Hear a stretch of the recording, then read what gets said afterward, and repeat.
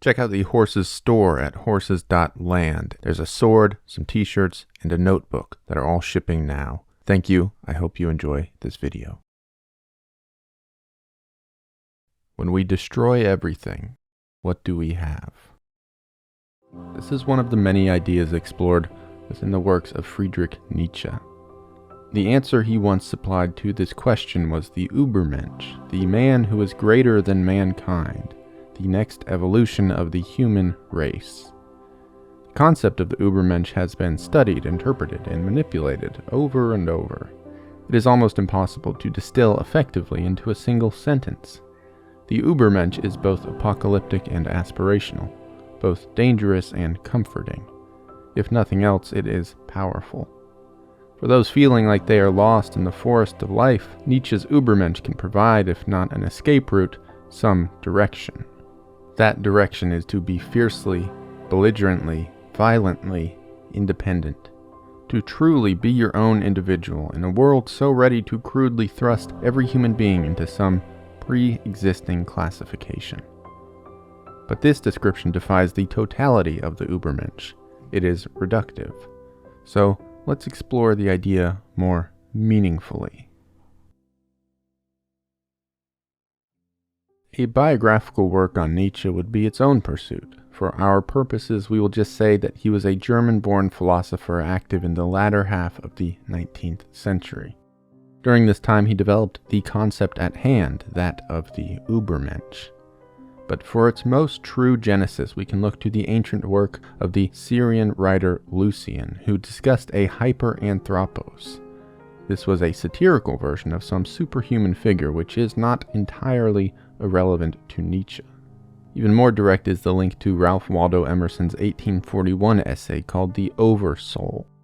In this work, he presents the idea that the unified soul of humanity could ascend beyond the highest reaches of mankind. Emerson and Nietzsche are diametrically opposed in many ways, which has led researchers to often skip over this connection. But by Nietzsche's own admission, he saw Emerson as a spiritual brother. When commenting on a series written by Emerson, Nietzsche once said, "I have never felt so much at home in a book." While we can't really credit Nietzsche with the core idea of man surpassing mankind, his version is certainly the most significant incarnation, and of course it is the one we are discussing here. To do this, we can first try to dissect the word itself. The latter part of the word, Mensch, translates into English pretty easily. It is a person, a human, but the prefix Uber creates issues in this context. Uber translates as over, above, or beyond, so we would have above human or something to that effect. But Nietzsche's Übermensch is human. He is in a way superhuman. So many scholars have chosen to translate the word as Superman. This worked reasonably well for a time. It describes a human who has transcended the existent version of humankind. But the Superman comic book character eventually became immensely popular. To avoid confusion, academics switched the English translation to Overman, which works but really doesn't say much in itself as a word. To native English speakers, it just isn't very helpful. Ultimately, the word Übermensch is a German word, and I think we should just accept that. Certainly, I see no reason why it needs to be translatable or translated into English. Nietzsche's earliest incarnation of this concept seems to be found in an essay he wrote called On Moods in 1874. In this essay, he discusses the idea of elevated moods to be very reductive, a sort of natural high. Something beyond our contemporary understanding of a good mood, certainly. In this work, he says that most people encounter these moods in durations of minutes and exist in a perpetual oscillation between high and low. But there exists a possibility that one could live entirely and permanently in this elevated state. History, Nietzsche ultimately admits, provides no actual examples of this, and it is just a fantasy. Nietzsche reached the conclusion of the Übermensch with his work Thus Spoke Zarathustra. This is written in the first-person perspective of its titular character, who is an all-seeing prophet. Against Nietzsche's belief that religion was dead as humanity's moral compass, Zarathustra provided a new roadmap for humanity.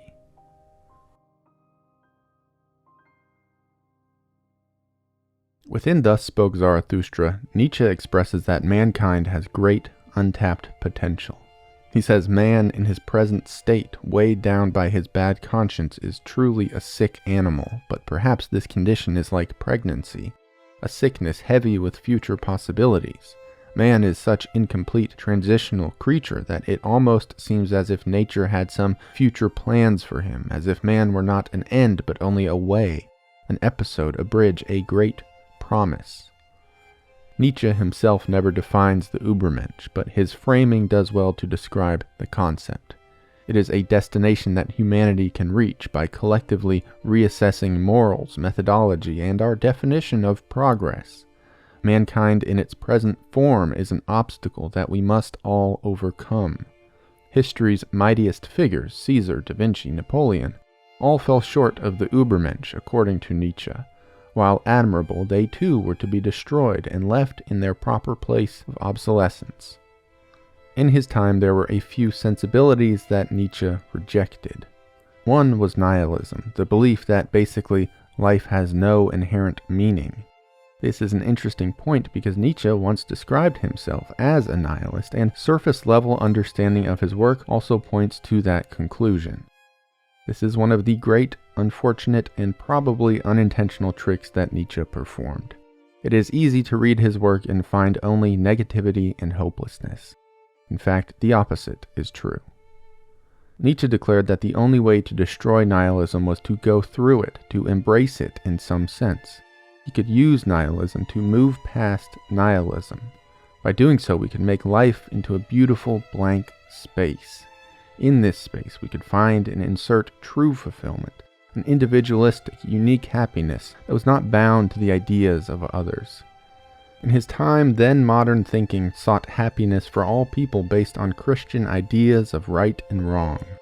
Nietzsche rejected this idea as well. He believed that the church had their chance to unify and improve humanity, but had spoiled it entirely. So Christianity, along with its dogmas, must also be rejected. Any and all isms were just boundaries to the radical, individualistic nature of the Ubermensch. This higher version of man had broken free of rigid moral codes and societal expectations. He was perfectly free to be great. This new version of humanity was not something based in Darwinian evolution. It was not a flesh and blood new species, but instead a new paradigm of existence. It was also not any specific chosen one or even population. The Übermensch is an idea, the idea that mankind must, can, and should develop beyond its current state, that there is simply something more we can achieve.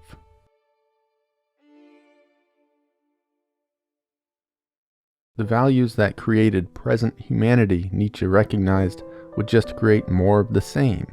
This is sound enough logic, so instead Zarathustra says humanity must develop an entire new system of values, with the end goal being the production of the Übermensch. Friedrich Nietzsche was inspired by the Greeks, who largely rejected the idea of equality. Nietzsche believed that nature had always and would always create beings who were greater than others. Some individuals were the dominant members of a species, while others were passive. With this in mind, Nietzsche strived for a society that embraced individuality. He believed the rejection of individuality was an existential threat to the human race, and he knew that individuality inherently meant inequality. Nietzsche rejected egalitarian ideas like liberal democracy and socialism. Religions, politics, and ideologies were an obstacle to the creation of perfectly free spirits. Likewise, the Übermensch would be himself detached from these herdish ways of thinking. He would be violently, radically free. To modern sensibilities and those of his time, this could be taken as relatively extreme. But with Zarathustra, Nietzsche approaches the reordering of society with a degree of practicality. You see, it's easy to think that Nietzsche is saying we should swiftly and immediately cut down all that we know, but this is a misreading. Throughout his life, he expressed an understanding of the slow nature of social change. He pointed to the French Revolution, which he said would have been entirely different if cooler heads had prevailed. Any societal problem, Nietzsche says, is like a chronic illness. It develops from small habits repeated over and over. Nietzsche believes the cure must also come in this way, slow and steady. In Thus Spoke Zarathustra, the prophet proclaims that moderation and courage are needed to achieve the Ubermensch. In developing changes, we must avoid violent, sudden action, and instead we will live in the old way, while slowly taking in this new modality of existence. Eventually, these small drops of newness will fill our cups, and we will exist peacefully as something novel. Nietzsche calls for deep, meaningful change, not shallow, boisterous proclamations. When one's life or society at large is filled with purpose, we can walk slowly and be fulfilled by each small step. The fact remains, though, this change must be active. It must be ushered in by some people. So who will be those people? Nietzsche says that they must be both thinkers and men of action. They do not have to be enormously wealthy. In Nietzsche's new world, wealth will not be man's greatest aim. Nietzsche also rejects these men must be selected on the basis of race, and he further discounts the idea of aristocratic genealogy. The rulers across Europe, he said, were rife with corruption, and that would only continue. If anything, Zarathustra indicates the peasant class is more suited to the role. It is not where one comes from, but where one is going that is of the most importance. The, quote, aristocrats of intellect are also incapable of enacting this change. Studying is fine, but the people we seek must be capable of physical action. The true question is instead, how strong are you? And not just physically. To bring about this new world, Zarathustra demands people who are of great mind, body, and soul. These people should accept responsibility, master themselves, and be prepared to master others. While enormous wealth is not required, and these men need not be the richest in the world, Zarathustra says they must have the resources to grant themselves independence. They must be able to do what they want instead of what other people want them to do. This seems to be the importance of money in Nietzsche's system. The idea of love is strikingly relevant too. Zarathustra says these men must seek love not only out of passion or lust. They must master themselves and their urges. They must not seek to create children out of loneliness or discontent with oneself. Instead, the individual should wish to create people even greater than himself. Meanwhile, those who cannot be utilized for the advancement of humanity towards the Übermensch must be allowed to basically die out. It should be clear here, the men that Nietzsche is discussing are not themselves the Ubermensch. They are instead the individuals who will lead society forward in a way that will eventually result in the realization of this concept. This new version of civilization will also require significant social conditions to exist, according to Zarathustra. The prophet declares that unfavorable conditions are ideal for eventually achieving the Ubermensch. Nietzsche says that these humans of the future must have great spiritual and moral power, which can only be proven by opposition.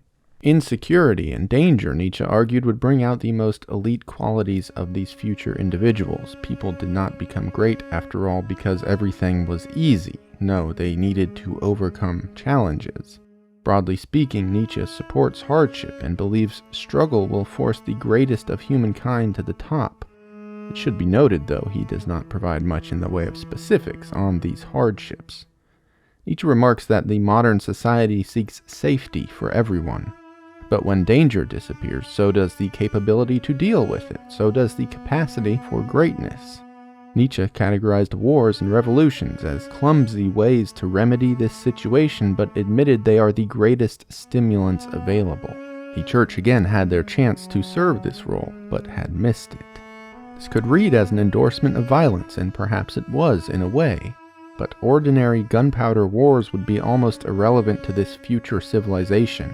Nietzsche notes that they usually concern trade or money rather than the advancement of humanity. These could be the training grounds for future great men, but only incidentally and without any uniquely important purpose to Nietzsche's new world.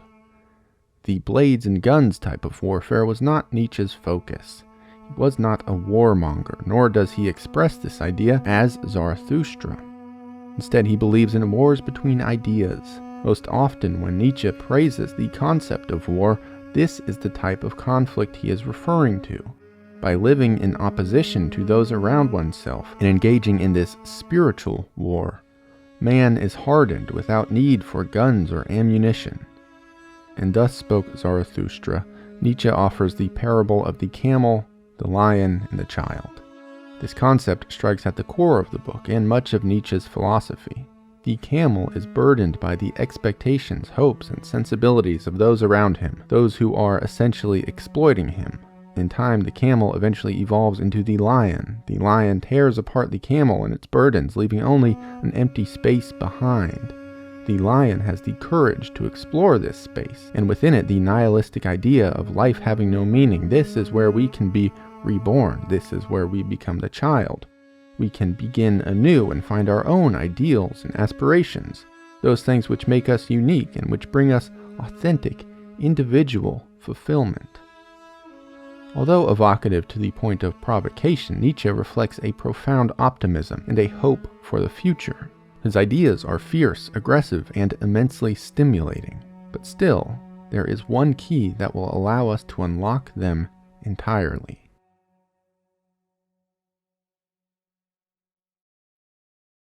To really understand the Übermensch, we must examine the context in which it was written. That context is a thought experiment known as eternal recurrence. In Thus Spoke Zarathustra, Nietzsche explores the idea that everything in the universe is fated to happen again and again into eternity. You will repeat every moment of the life you now live forever. Nietzsche never expressed that he believed this as a scientific fact, but it is presented rather as a philosophical framework by which we should live. It is in this backdrop that we can ourselves strive to become the Ubermensch. Is your life worth repeating? Are the choices you make worthy of eternity? When was the last time you did something that you would do forever? The road to this success, to having desire for nothing except your own existence, is the Übermensch. Reject the ideals of those who hold you shackled. Reject all that which comes before you and cast off those things which burden you with obligation. Embrace the apocalypse and thrive in the chaos you will undoubtedly create. Do not create from the ashes, but create in place of the ashes. Become what you and you alone deem worthy of the infinite. Most importantly of all, and most paradoxically of all, reject people like me. Reject those who wish to tell you how to live. Create something new. Nietzsche, throughout his work, seemed to extol the importance of hardness. A spiritual and intellectual, belligerent hardness, a hardness of being, but this was seemingly not a quality that Nietzsche himself possessed. Quite the contrary. From a young age, Nietzsche had a tremendous gift for understanding and feeling human pain. He was described throughout his life as intensely sensitive. Nietzsche was vulnerable, shy, and tender. By his own admission, Nietzsche's love of the hard man archetype was little more than a facade. He wrote in a letter to his friend, "As for myself, I have got into a state of chronic vulnerability, against which, when my condition is slightly improved, I take a sort of revenge which is not of the nicest description. That is to say, I adopt an attitude of excessive hardness." Nietzsche had an idyllic childhood, but it was completely demolished by the untimely death of his father. His widowed mother had 2 other children, so she was unable to provide the high amount of attention that the young Nietzsche would have needed in his time of suffering. As a young man, he was made to experience the death of his father fully in solitude. In 1878, he spoke of his childhood. "We are devastated by the sight of the scenes of our childhood, the garden house, the church with its graves, the pond and the woods. We always see them again as sufferers. We are gripped by self-pity." When he was just 29, Nietzsche's intellectual idol was a composer named Richard Wagner. Nietzsche worshipped him like something close to a god, even publishing a work that praised the man publicly. This man became Nietzsche's de facto father figure. The work inflated Wagner's ego, and he persuaded Nietzsche to pen a hit piece on a writer named David Strauss. This was Wagner's feud, not Nietzsche's at all. Nietzsche had actually enjoyed Strauss's work, but from loyalty to Wagner, he went ahead with the piece. Shortly after it was published, David Strauss died, and Nietzsche worried that his piece contributed to Strauss's demise. Not long after this incident, Wagner began to spread rumors about Nietzsche being a chronic addicted sex fiend who was going blind from masturbation. Wagner further launched another ruthless assault on the young Nietzsche in the book Bayreuther Blatter. In 1876, Nietzsche severed ties with Wagner.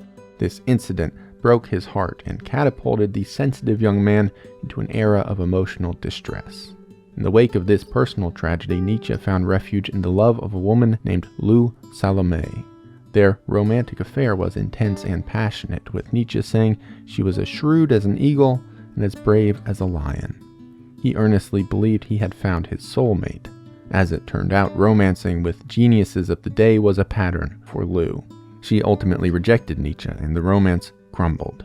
In a photo she later flaunted around to other lovers, Lou was portrayed as a carriage driver brandishing a whip over Nietzsche himself. At the end of this affair, Nietzsche wrote to his friend, "This last morsel of life was the hardest I have yet had to chew, and it is still possible that I shall choke on it. I am now being broken, as no other man could be, on the wheel of my own passions. Unless I discover the alchemical trick of turning this muck into gold, I am lost."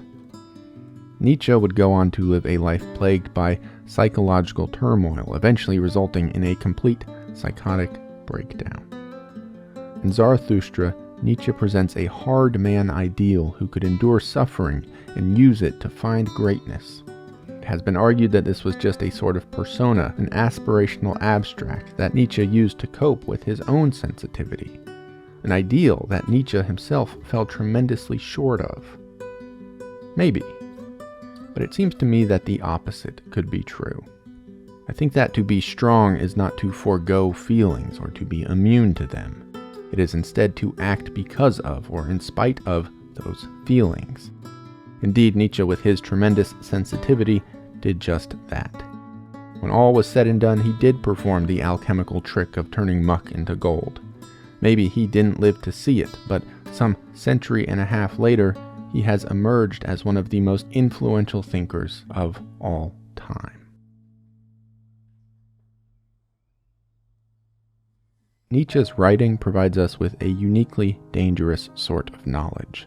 When stripped from its context or presented in disparate pieces, it can seem to endorse some of humanity's worst qualities. Indeed, that has happened. After his death, Nietzsche's sister allied herself with the Nazi Party. She then manipulated, edited, and republished Nietzsche's work to make it extol the beliefs of the Nazis. In reality, Friedrich Nietzsche rejected both fascism and anti-Semitism, even cutting ties with his own sister over the issues. But when approached with care and given the thought that he deserves, Nietzsche offers a euphoric, hopeful optimism. When we destroy everything, we are free. Life is a beautiful void in which we can frolic and play and seek true fulfillment if we are brave enough to do so. It may sound silly to say, but Nietzsche's works are remarkably Nietzschean. They are expressed abstractly and in ornamental language. He was not an author who provided us with a system by which to live, but rather his writing invites, requires interpretation. So as we read Nietzsche, we are implored to reject any rigid interpretations of the work and instead create one for ourselves.